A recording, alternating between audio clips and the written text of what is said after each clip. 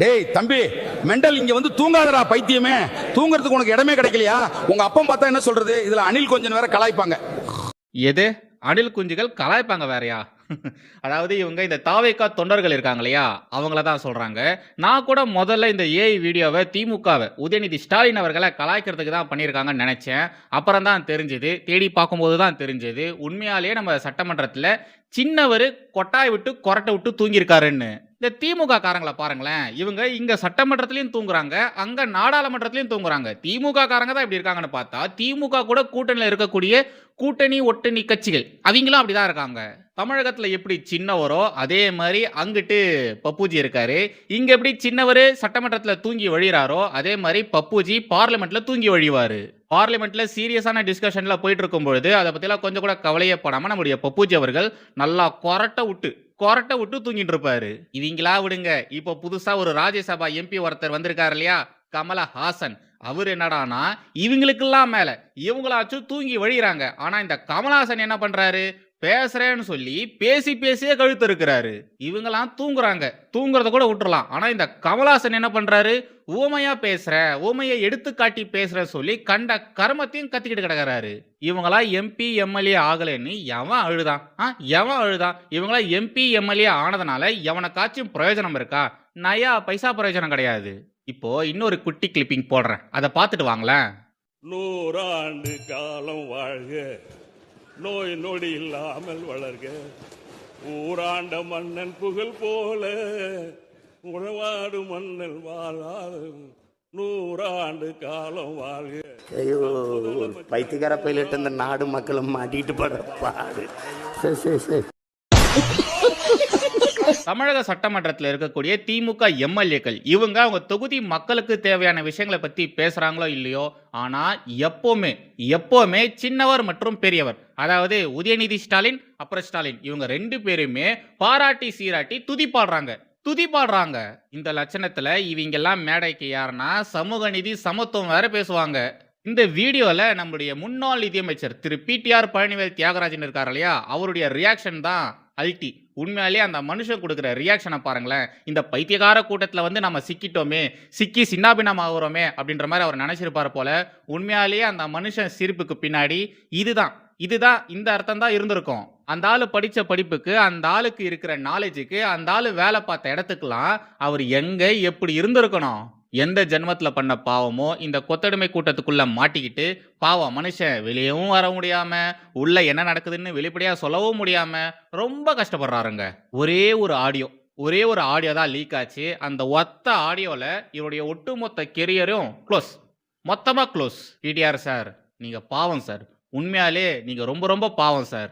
எப்பொழுதும் எதிராசன் வடிவழகு என் இதய தொழுதால் இல்லை எனக்கெதிரே. ஸ்ரீமதே ராமானுஜாய நமஹா. இளமை தேசியவாதிகள் அனைவருக்கும் வணக்கம் அண்டு ஜெய் ஸ்ரீராம். மகளிர் உரிமை தொகை தமிழகத்தில் இருக்கக்கூடிய பெண்களின் ஓட்டை வாரி வழிச்சின்னு போகணும் அப்படின்றதுக்காக இந்த திமுக காரங்க போட்ட மாஸ்டர் பிளான் தான் மகளிர் உரிமை தொகை.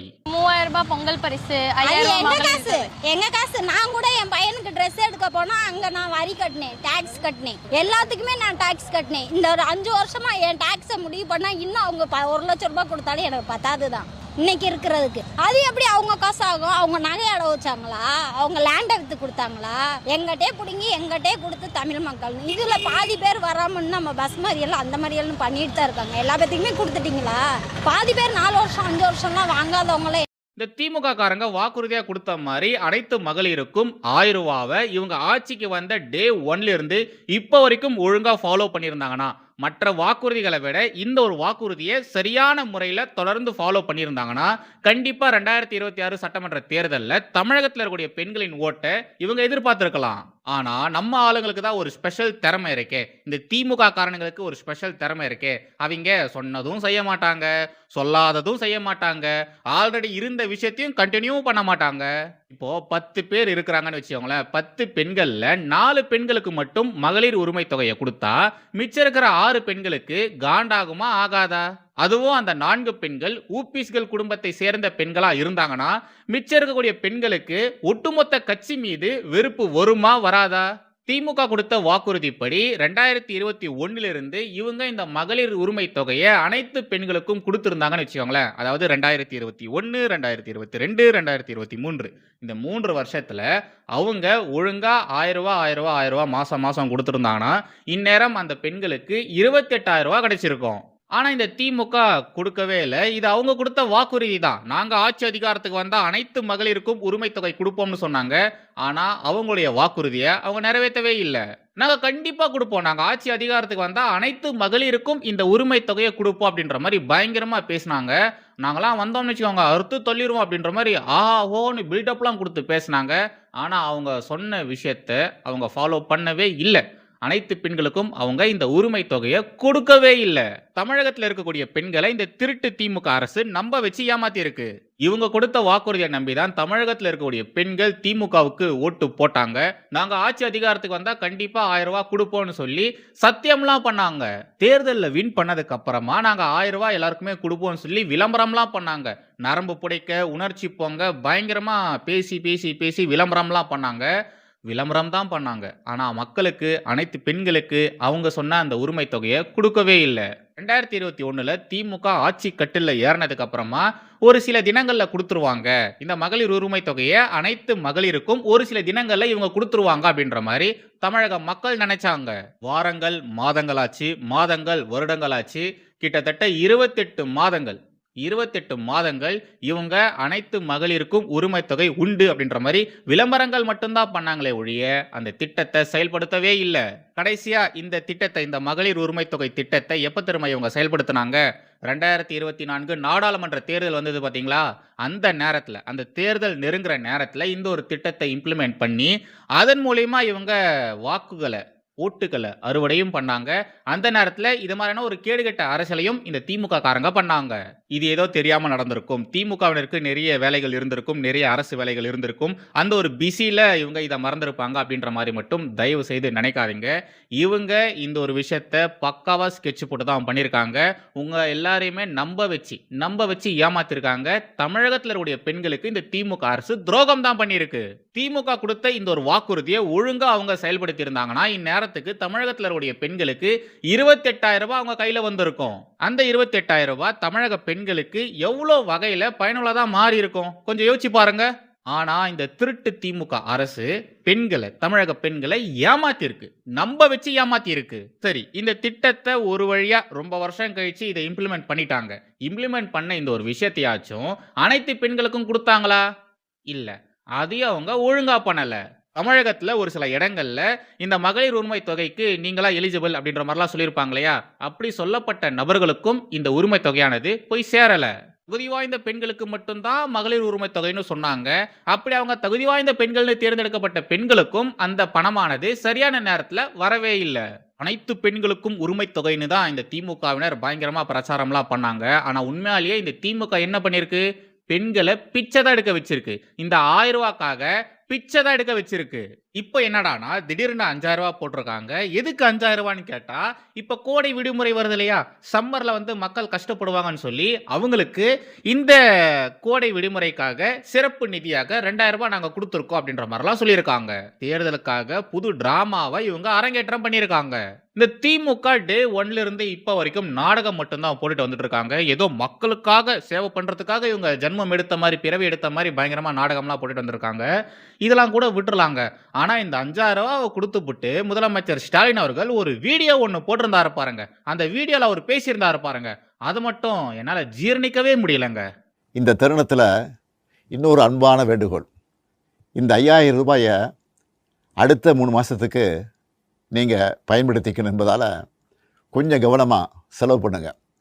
முடிஞ்ச அளவுக்கு சேமிக்கவும் பாருங்கள். அந்த வீடியோவில் அவர் சொல்கிறாரு, 5000 ரூபாய் போட்டிருக்கேன், பார்த்து செலவு பண்ணுங்க, சூதானமாக செலவு பண்ணுங்க, இந்த 5000 ரூபாவை சேவிங்ஸ் பண்ணுங்க, மருத்துவ செலவுக்கெல்லாம் உபயோகப்படுத்துங்க, கண்டமினிக்கு இந்த 5000 ரூபாலாம் செலவு பண்ணாதீங்கன்னு சொல்கிறாரு. ஏயா, எங்களெல்லாம் பார்த்தா உங்களுக்கு எப்படி இருக்கு? எங்களெல்லாம் பார்த்தா உங்களுக்கு எப்படி இருக்கு? ஆமாம், இப்போ இருக்கிறது 2026ல் 5000 ரூபாய் வச்சுக்கிட்டு என்ன பண்ண முடியும் சொல்லுங்க? என்னத்தை தான் பண்ண முடியும்? 5000 ரூபான்றது இந்த காலகட்டத்தில் எந்த மூளைக்குங்க உபயோகப்படும் சொல்லுங்க? எந்த மூளைக்கு உபயோகப்படும்? இந்த 5000 ரூபாய் வச்சுக்கிட்டு வெட்டி செலவுலாம் பண்ணக்கூடாதாமா, சேவிங் பண்ணணுமாமா, அப்புறம் மருத்துவ செலவுகள் பண்ணணுமாமா. என்னென்ன சொல்றாரு பாருங்க. கொடுத்தது 5000 ரூபா. 5000 ரூபா கொடுத்துப்புட்டு ஏதோ 5 லட்ச ரூபா கொடுத்த மாதிரி பில்டப் கொடுத்து பேசிட்டு இருக்காரு. ஏன் உன் தேர்தல் நாடகத்துக்கு எங்க தாலியா இருக்கிற? இவங்க கொடுத்த இந்த 5000 ரூபா இருக்கு இல்லையா, இந்த 5000 ரூபாவை இவங்க எப்படி பிரிச்சு வச்சிருக்காங்கன்னா, பிப்ரவரி, மார்ச், ஏப்ரல், ஓகேங்களா, இந்த 3 மாசத்துக்கும் சேர்த்து இப்பவே காசு கொடுத்துட்டாங்க. அது 3000 ரூபா. அப்புறம் 2000 ரூபா இருக்கு இல்லையா, அந்த 2000 ரூபா கோடை விடுமுறைக்காகவாம். கோடை விடுமுறை, இந்த சம்மர் ஹாலிடேஸ் வருது இல்லையா, அதுக்கு நீங்க செலவு பண்ணிக்கோங்க அப்படின்ற மாதிரி 2000 ரூபா கொடுத்துருக்காங்க. ஆக மொத்தம் 5000 ரூபா.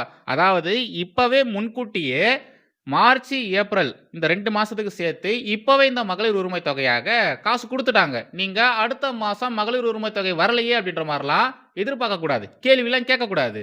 நீங்க வேணா பாருங்க, நம்ம ஆளுங்க கரெக்டா அடுத்த மாசம் எங்க மகளிர் உரிமை தொகை வரல, 1000 ரூபாய் எங்க போச்சு, ஏன் கொடுக்கல அப்படின்ற மாதிரி கண்டிப்பா எல்லாருமே கேள்வி கேட்பாங்க. ஏன்பா போன மாசம் தான் ஒட்டுக்கா சேர்த்து 5000 ரூபாய் கொடுத்துட்டேனே அப்படின்ற மாதிரி சொன்னாலும் நம்ம ஆளுங்க கேட்க மாட்டாங்க. உன்னை யார் கொடுக்க சொன்னா, நான் உன்னை கேட்டேனா, மாசம் தானே நீ 1000 ரூபாய் தரேன்னு சொன்னேன், உன்னை யார் சேர்த்து ஒட்டுக்கா கொடுக்க சொன்னது அப்படின்ற மாதிரி கேட்பாங்க. நீங்க வேணா பாருங்க, இந்த ஒரு விஷயம் அடுத்த மாசம் திமுக மீது வெறுப்பா மாறும் பாருங்க, கண்டிப்பா மாறும். இந்த வெறுப்பாலேயே திமுகவுக்கு மக்கள் ஓட்டு போடாம போக போறாங்க. அது நடக்க தான் போகுது. இதெல்லாம் ஒரு பக்கம் இருக்கட்டுங்க. எனக்கு இங்க வர கேள்வி என்னன்னா, அது என்ன கோடை விடுமுறைக்காக சிறப்பு நிதியாக 2000 ரூபாய் கொடுத்துருக்கீங்க? ஏன் என்ன இப்பதான் உங்களுக்கு கோடை காலம் அப்படின்றது ஒன்று இருக்குன்றது தெரிஞ்சுதுங்களா? 2021 இருந்து கோடை காலம்னு ஒன்று இருக்கு அப்படின்றதெல்லாம் உங்களுக்கு தெரியாதுங்களா? மக்களே, இந்த திருட்டு திமுகவை தயவு செய்து நீங்க புரிஞ்சுக்கோங்க. இவங்களுக்கு நம்ம மேலலாம் அக்கறைலாம் ஒன்றும் கிடையாது. கோடை காலத்தில் நம்ம கஷ்டப்படுவோம், அதுக்காக இவங்களுக்கு காசு தரணும் அப்படின்ற மாதிரிலாம் இவங்க கொடுக்கல. இன்னும் 2 மாசத்துல தேர்தல் வருது இல்லையா, அந்த தேர்தலுக்காக தான் இவங்க இப்பவே கொடுத்துருக்காங்க. ஏன்னா அந்த நேரத்தில் கரெக்டா ஈசி, அதாவது எலெக்ஷன் கமிஷன் ஏதாச்சும் ஒரு விஷயத்த பண்ணிட்டாங்கன்னா, இவங்களுக்கு முட்டுக்கட்டை போட்டுட்டாங்கன்னா மக்கள் கிட்ட இவங்களால ஓட்டு அறுவடை பண்ண முடியாது பாருங்க. அதனாலதான் முன்கூட்டியே கொடுத்துருக்காங்க. தயவு செய்து அந்த ஒரு விஷயத்த புரிஞ்சுக்கோங்க. தெரியாம கேட்கிறேன், இப்போ நீங்க 5000 ரூபாய் கொடுத்துருக்கீங்க இல்லையா, இந்த 5000 ரூபாய் நீங்க கொடுத்ததுனால கடந்த 4.5 ஆண்டுகளாக நீங்க பண்ண அட்டூழியங்கள், அட்டகாசங்கள், சேட்டைகள், ஊழல்கள், அப்புறம் குற்ற சம்பவங்கள், இது எல்லாத்தையுமே இந்த தமிழக மக்கள் மறந்துடுவாங்களா? இந்த 5000 ரூபாய் கொடுத்தா தமிழக மக்கள் நீங்க பண்ண எல்லா அட்டூழியங்களையும் மறந்துடுவாங்களா? இவங்க கொடுத்த இந்த 5000 ரூபாய்க்கு எதிராக பாஜக, அதிமுக, இந்த எதிர்கட்சிகள் இவங்க எல்லாருமே தொடர்ந்து கேள்விகள் கேட்டுட்டு இருந்தாங்க. இதுக்கு இந்த திமுகவினர், இந்த திமுக காரங்க அவங்க என்ன சொல்றாங்கன்னா, பாருங்க இந்த பாஜகவும் அதிமுகவும் சேர்ந்துக்கிட்டு நமக்கு எதிராக என்னென்னலாம் பண்றாங்க பாருங்க, உங்களுக்கு தானே நாங்க 5000 ரூபாய் கொடுத்தோம், அதை தடுக்கிறாங்க பாருங்க அப்படின்ற மாதிரிலாம் பேசிட்டு இருக்காங்க. மத்திய அரசு பிடிச்சி கடிச்சிட்டு இருக்காங்க. ஏங்க, அவங்க கேட்ட கேள்வி என்ன, நீங்க பேசுறது என்ன? அவங்க கேட்ட கேள்விக்கும் நீங்க பேசுறதுக்கும் ஏதாச்சும் சம்மதம் இருக்கா? ஏங்க சம்மதமே இல்லாம இந்த வாட்டர்மெலன் ஸ்டார் மாதிரி நடிக்கிறீங்க, நடிப்பு அரக்கன் மாதிரி நடிச்சிட்டு இருக்கீங்க. நீங்க என்னதான் விதவிதமா வித்தியாசமா உருட்டுனாலும் இங்க இருக்கக்கூடிய மக்கள், தமிழக மக்கள், தமிழக பெண்கள், இவங்க யாருமே உங்களை நம்ப தயாராகவே இல்ல. சாராயம் கொடுத்து, பிரியாணி கொடுத்து ஆண்கள் ஓட்டை கவர் பண்ற மாதிரி கேவலம் 1000 ரூபாய் கொடுத்துலாம் தமிழக பெண்களுடைய ஓட்டை உங்களால கவர் பண்ண முடியாது. தமிழக பெண்கள் இந்த திருட்டு திமுகவை ஓட விரட்டி அடிக்க தான் போறாங்க. தமிழக பெண்கள் இந்த திமுகவை நிராகரிக்க தான் போறாங்க. இது எல்லாத்தையுமே நாம எல்லாருமே பார்க்க தான் போறோம்.